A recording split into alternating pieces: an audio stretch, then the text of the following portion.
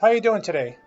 This is Fatty Shaban again, and today is episode 1 of Madam Suzanne, the series. It all started back in 1985 when I decided to move after college to San Diego for the weather and to compete in bodybuilding. Got really interested in competitive bodybuilding at the time, so this was my way of pursuing that. I moved to Pacific Beach, California, didn't know anybody, and at the time there was a lot of nightclubs and restaurants off Garnett and Grand Avenue and Mission Boulevard. It was really happening place, especially for college kids my age. I began as a bouncer in one of the clubs called Diego's, and not to bore with details, but within a few months I became 1/3 owner of the club. And that's when it all started, by me being approached by a lot of the clients or the customers in the club to hang out with the waitresses or the barmaids or whichever attractive woman that worked at the club at the time. So my answer would always be, well, just go ask her yourself. Don't ask me if you could date somebody. Just go do it yourself. So that went on until 1992 when I bought my own club in Ridgecrest, California called Club Oasis. It was the only club in town. And I hired, of course, a beautiful woman, again. And some of the clients would come up to me and ask me if they could date one of the girls. And I gave them the same answer. Well, go ahead and you can ask her yourself. It's between you guys. I sold the club in 1994 and decided to move to Honolulu, Hawaii, just because I really liked the atmosphere there and the aloha spirit. And I needed a break from the fast lifestyle.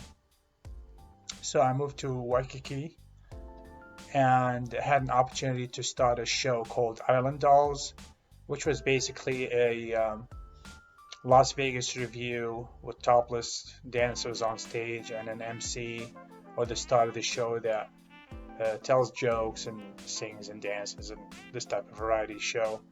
It was more like Crazy Girls at the Riviera Hotel in Las Vegas. So once again, the star of the show I acquired from a different show, and she was really, really famous at the time in Hawaii. So that was the way for me to get the show popular real quickly.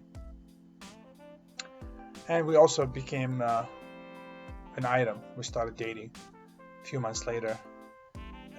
And I would have a lot of the celebrities that came out to Hawaii for one reason or another, whether they were shooting or just for vacation, would come in and see the show. And I met a lot of them and met a lot of really rich people and famous people and well-known people and whatever people. And one thing in common is a lot of the male customers would ask me if they could date so-and-so on stage, or even the star of my show, for example. One of his A-list celebrities asked if they could date the star, which happens to be my girlfriend, but I didn't tell him that. So I went to my girlfriend and asked her, hey, so-and-so, you see him, he's at the show tonight, and asked if he could go out with you on a date. And her answer was, well, yeah, I saw him, but you and I are an item. I mean, we're in a relationship. So I wanted to see what she's going to say. It's like, no, it doesn't matter, because he's already offering you $20,000 for the night. And her eyes bugged out, right? And she was like, well, what do you think? I'm like, oh, don't ask me. He didn't ask me. He asked you. So it's up to you. You do whatever you want. You're a big girl. And it's 20 grand. So I knew she wanted to do it, but I just wanted to see if she'd go through with it. And to be honest with you, I wasn't really in love with her at the time anyways, so it didn't really matter to me one way or the other. I know that sounds weird, but it's the truth. So she decided to do it, and she came back with the 20 grand, and that was kind of like the beginning of this whole thing about me being in that kind of business where guys want it, the girls don't mind, everybody's happy. I'm the middleman, so I make a little bit in the middle, so it is what it is. I'm pretty sure some people might have a problem with that.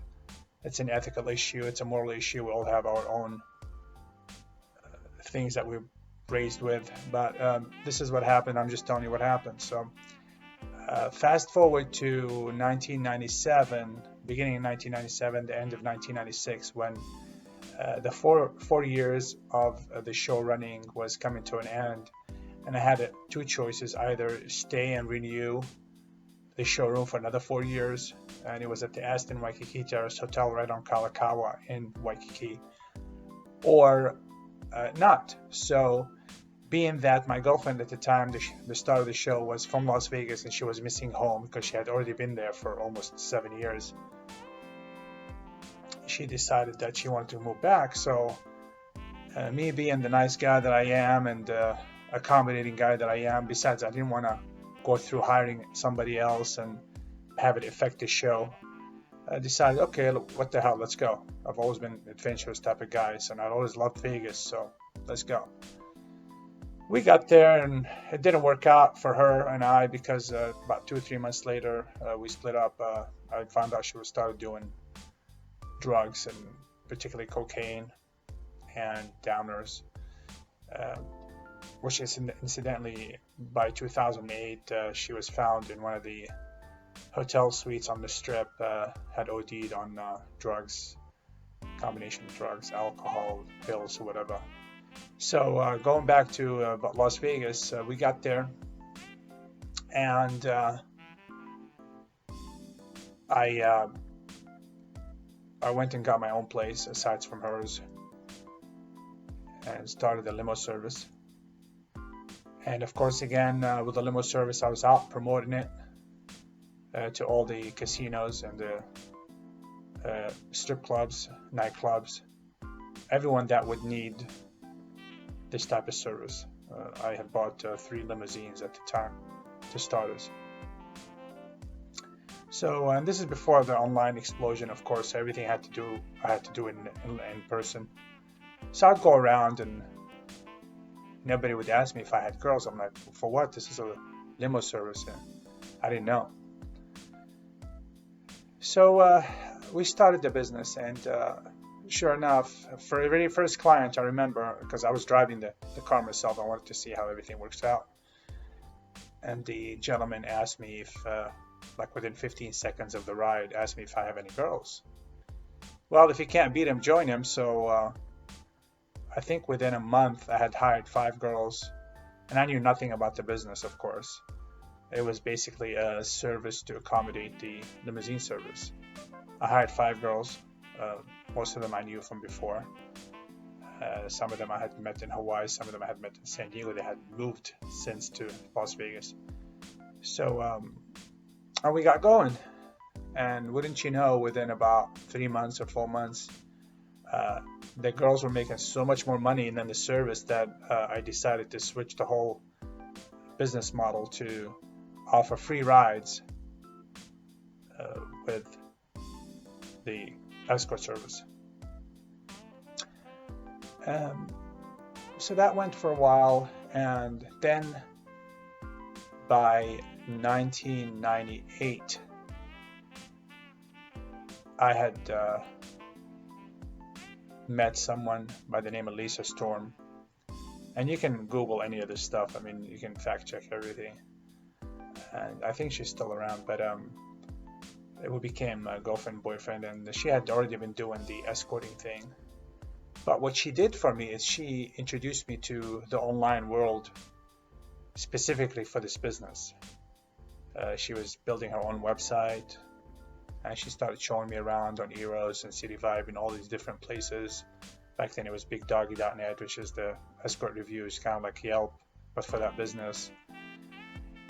And I got really interested in it because I thought it was, wow, now we can really explode everywhere, because we don't even have to leave the house and we can promote this business on a wide scale. And that's where I'll end it here, and I will see you tomorrow for the next chapter.